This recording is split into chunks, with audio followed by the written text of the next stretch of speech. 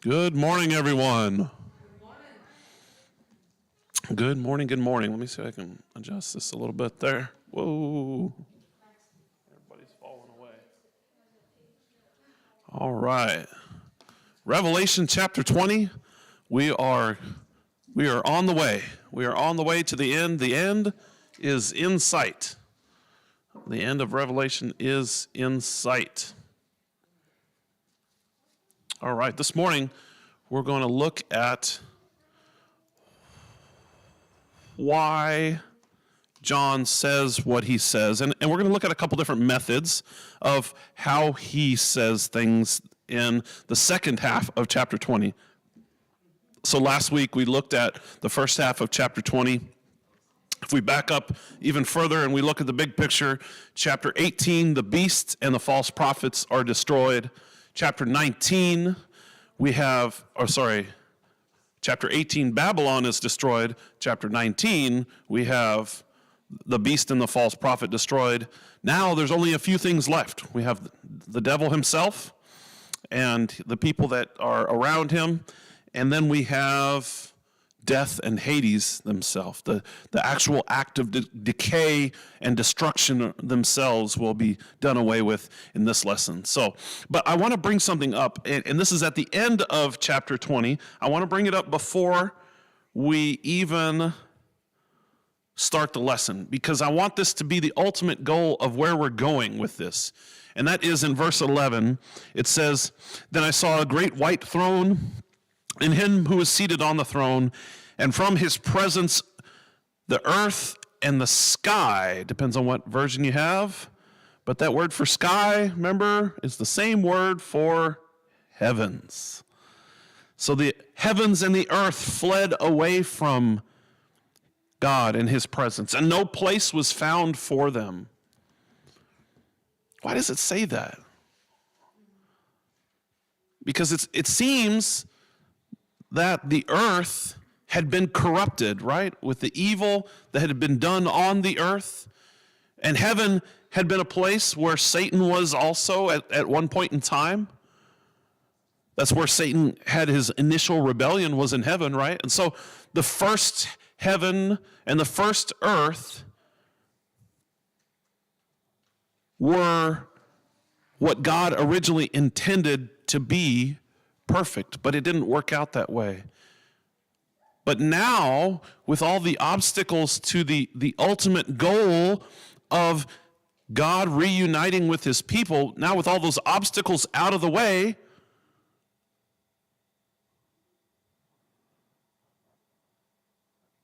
what could happen now? That final reality, that the first heaven and the first earth were these signposts to, they can be revealed, the final earth. And that's going to come in the next chapter. Because now, if we think back, chapter 18, the great prostitute has been overthrown. And now it's time for the bride of Christ to appear. The dragon, the monster, the false prophet, all of them have been destroyed by the end of this chapter. And it's time for God and the Lamb to be revealed. And the Spirit is then going to enable the bride to say, "Come." And the rule of death is going to come to an end. It's going to be thrown into the lake of fire with Satan himself. And now the rule of life can begin. And this is where I want to see us heading towards at the beginning of this lesson, even though it's at the end of the chapter. So let's look at Satan's release from prison. He's released from prison, and it's pictured as being after these 1,000 years.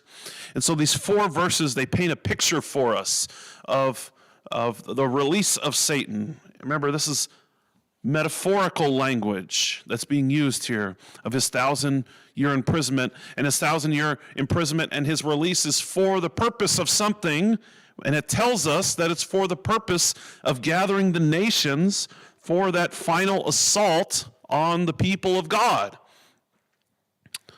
Well, then fire devours that enemy, and the devil's final destiny there is in that lake of fire, of burning sulfur. I want to point out, though, that we talked about this a little bit in the Bible class. I didn't get too deep into it. I want to get a little deeper into it this time, because what John here is doing is he's showing the fulfillment of that first concept that came from Ezekiel. See, Ezekiel describes a very similar attack on Israel during the last days, is what they're called. And this picture is in Ezekiel chapter 38. We read it this morning in the Bible class. Starting in verse 1, it says, "And the word of the Lord came to me, saying, Son of man, set your face towards Gog in the land of Magog." Remember, Son of Man is Ezekiel. Now, Jesus then takes that title for himself as well. But Ezekiel is supposed to face King Gog in the land of Magog. And they represent, these nations here that are mentioned, represent the four corners of the earth. We have Gog and Magog. And then we have the prince of the land of Rosh, Meshech, and Tubal, and prophesied against him. Sorry, these are all the same person. And say, "Thus says the Lord God, behold, I am against you, O Gog, prince of Rosh, Meshech, and Tubal." And I'll just skip down a little bit, because he prophesies judgment against him. But first, in verse 7, "Be prepared and prepare yourself, you and all your companies who are assembled about you, and be a guard for them." So it sounds like Gog and Magog are gathering it up an army. Well, that's kind of strange, because God has restored the people of Israel in chapter 33. He has restored the destroyed Jerusalem of chapter 34. And he does this in a great picture of resurrection in chapter 37 with the valley of the dry bones. Right?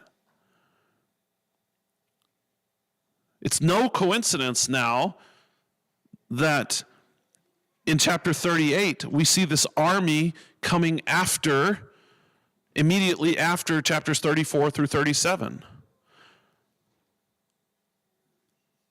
It's not a coincidence that chapter 34 through 37 predict the works of this divine good shepherd, which are, number one, they cleanse Israel's heart from sin, and this good shepherd also returns the people from exile, and that's seen in terms of a resurrection from the dead in these dry bones. So Ezekiel 38 now, we've seen him gathering the army. Gog is now gathering the army at God's own direction. And now in verse 8, he says, "After many days you will be summoned. In the latter years you will come into the land that is restored from the sword." Uh-oh. Let's see if this handy-dandy chart here on this next slide is going to help us with the outline of what is going on with us, because I want us to see the overlap. See, Babylon is defeated, right? Because that was the captivity Jerusalem had been taken into, was Babylonian captivity. That corresponds with Revelation 18, fallen is Babylon. Now we have the good shepherd who seeks out his people in chapter 34. Not only does he seek them out, but he cleanses them from sin. Chapter 18, "Come out of her, my people." Now we have the resurrection with the dry bones, and we have the first resurrection now in chapter 20. Gog and Magog are defeated in chapter 38. Of course, we haven't read that yet.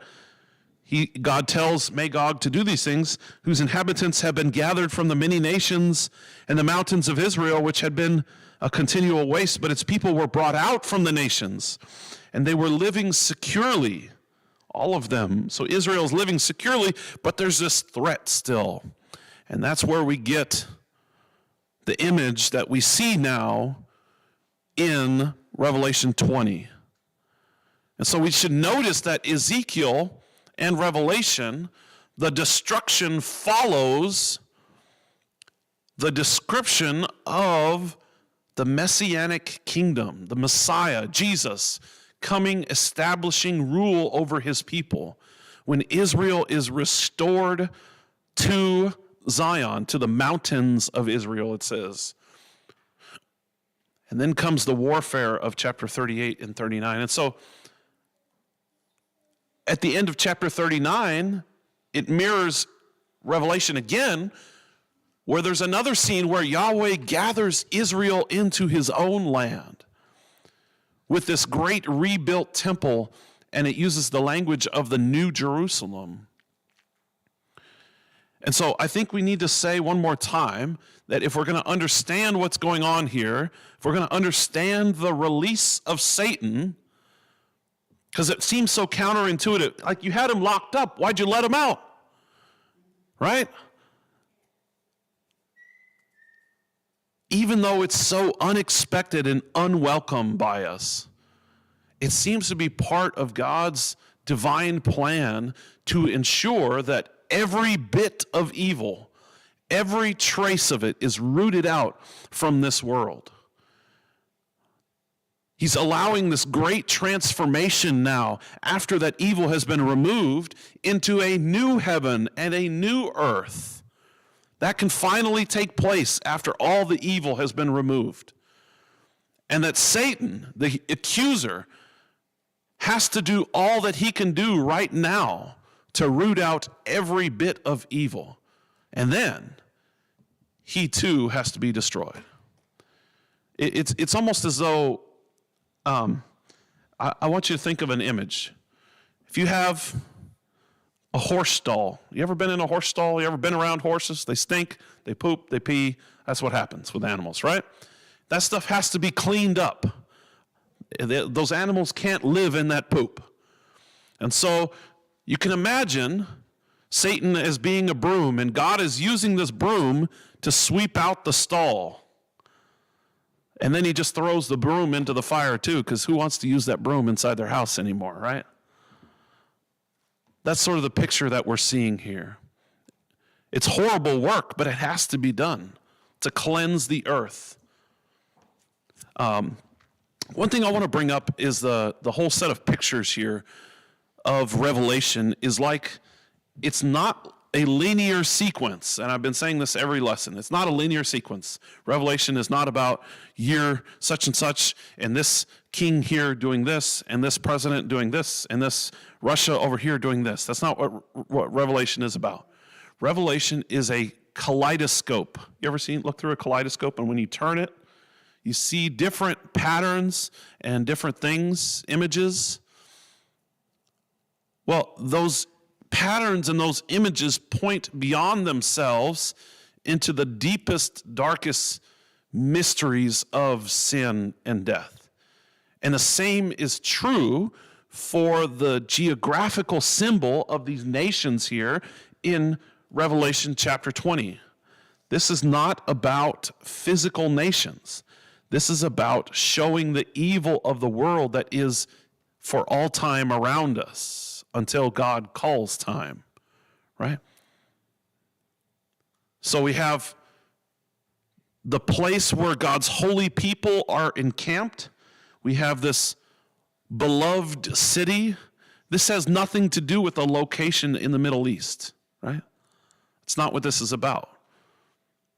Just like the 1,000 years has nothing to do with some sort of precise calendar period that's going to end on a certain day, right? These were ways of thinking that can be difficult for us in our post-enlightenment mindset, right? But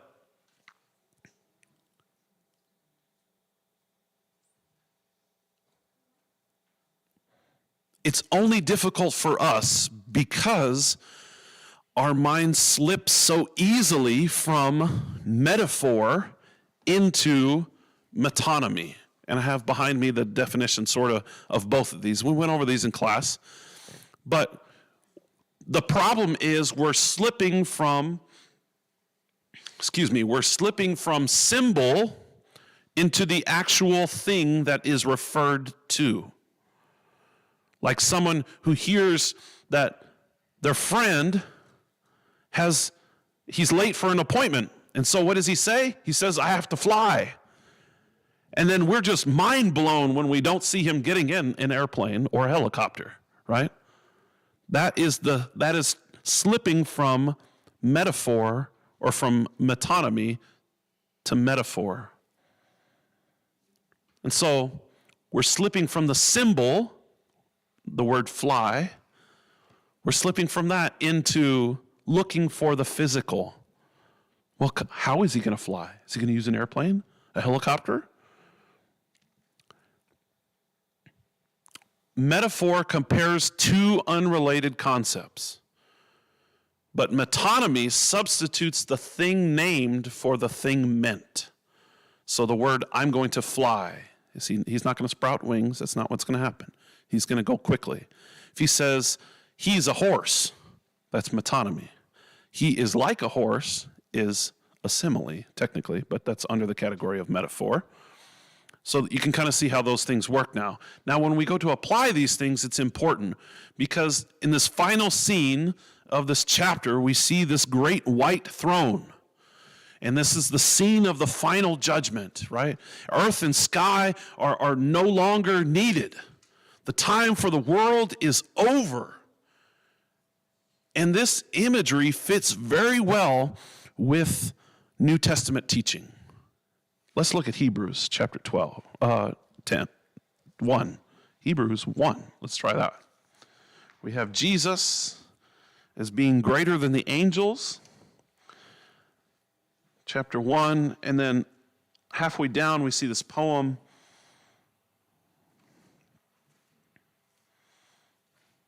It says, and you, Lord, in the beginning did lay the foundation of the earth, and the heavens are the works of your hands. They will perish, but you will remain, and they will all become old as a garment, and as a mantle you will roll them up. Hebrews chapter 1 and verse 10, sorry. Now in verse 12, you will roll them up as a garment, they will also be changed. But you are the same, and your years will not come to an end. So John is just reflecting what was also taught in the New Testament. And the books of our deeds are opened in the preparation for judgment now. And the dead were judged by what was written in the books according to what they had done. And the sea is now giving up its dead, and death and Hades are giving up their dead.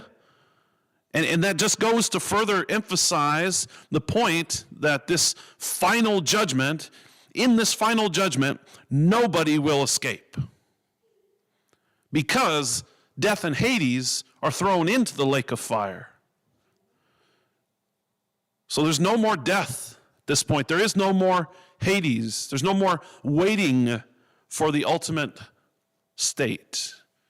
Hades is that resting place of the souls who've died. And there's no need for Hades, though, because there is no more death and there is no more earth. In chapter 20 of Revelation, in verse 11, and this last part there, that last part, there is no more heaven and earth. That's the crucial piece of evidence sometimes that we overlook. The earth and heaven fled away from his presence. What's left? What's left after you flee away from his presence, heaven and earth?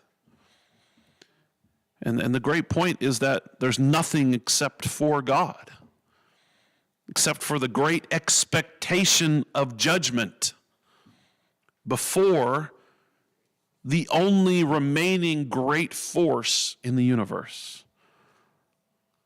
That's what's left.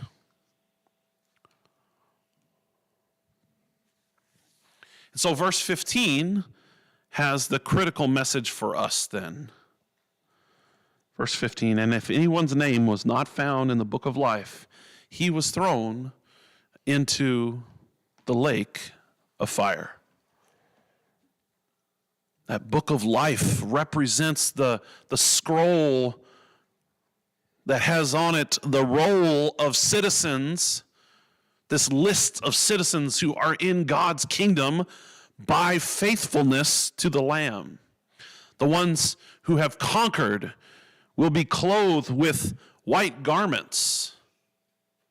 And I will never blot out their name from the book of life. I will confess their name before the Father and before his angels. We read that in class, Revelation chapter 3 and verse 5. And those who are not written in the book of life will experience that lake of fire, which is the second death. And that reminds us that separation from God is the ultimate eternal punishment. I don't think we can truly imagine how terrible and awful it is to live in a world where the hand of God is not involved. We have no grasp of how terrible it would be, and that's why the scriptures use these images, these metaphors, for how terrible it would be about being tormented night and day forever. They're trying to communicate how terrible this place is for us. There will be a great suffering in eternal punishment for those whose names are not found in the book of life. And if you're hearing something this morning that I don't normally preach on, you would be correct. I don't normally have a great fire and brimstone lesson because that is not what the text has at the end of every lesson. In fact, far more frequently is taught about the good things that come to those who love the Lord. And so we focus on those things. But this morning, there is a focus on, it's just a fact that's stated. It's not being held over anybody's head.